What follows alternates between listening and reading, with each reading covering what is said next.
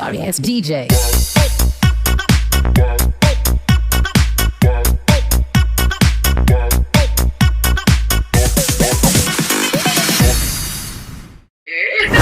The Sushmita reaction. You deserve.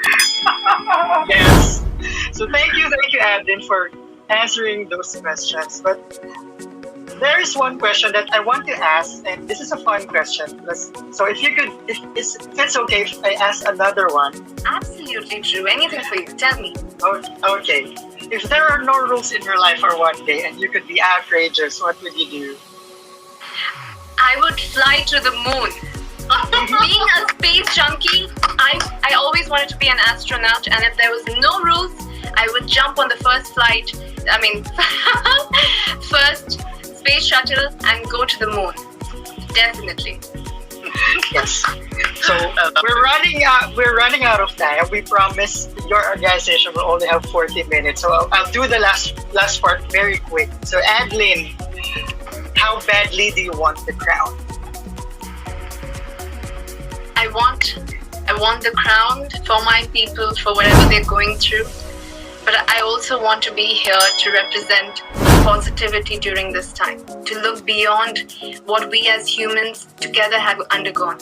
And for people who have seen 2020 as a terrible year, as a year of losses, I want to represent that 2020 is the year we all had the strength and the clarity to see our future. Yes.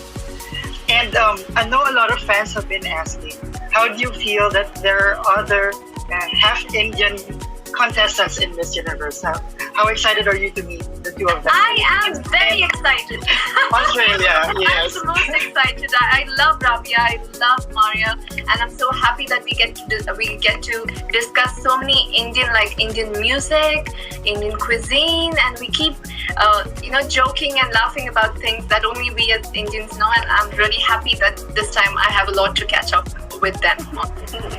Yes, and on a scale of 1 being the lowest and 10 being the highest, how prepared now is Adeline for Miss Universe? 200. I love how extra that was. No, well, I think I and even my team, we should never forget our team. So me and my team, we've put in our sweat, blood and tears, but I'm sure that once I reach Miss Universe and I'm there at the moment, we'll still have a lot of work to do. So just ready for all of that. Okay, and I really wish good luck for you, Adeline. Thank you, Uncle. You've been the sweetest today. Tonight, actually, in Manila, yes. Okay, Drew, do the pass and go question now, Drew.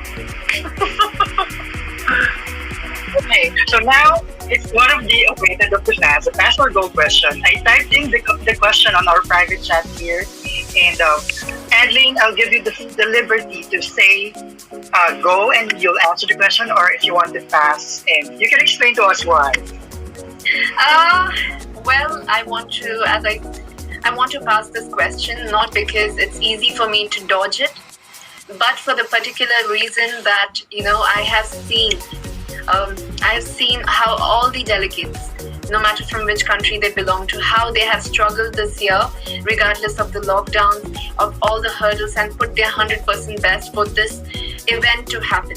So I think it's unfair for me to choose two of them, but I say that I'd be very grateful to be the top 3 standing over there, because I know how immensely talented and how much these women have inspired me, and it would just be the greatest honor to be there on the stage with them. Yes. And before I ask the final question, there's some question that popped into my mind. Adeline, if there's a time machine and you could go back to that little Adeline in Kuwait who doesn't know anything about the pageants, what would you tell her?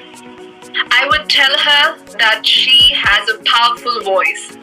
That regardless of what she's seen, of all the violence that she's seen with women, and that regardless of people telling her that she doesn't have the right to speak, she has a voice, and she would one day amplify this voice and use it for her people. I would tell her that. And I'm sure that little Adeline is very proud of you now. And now, please fill in the blanks. I am Adeline Castellino from India, and I am blind.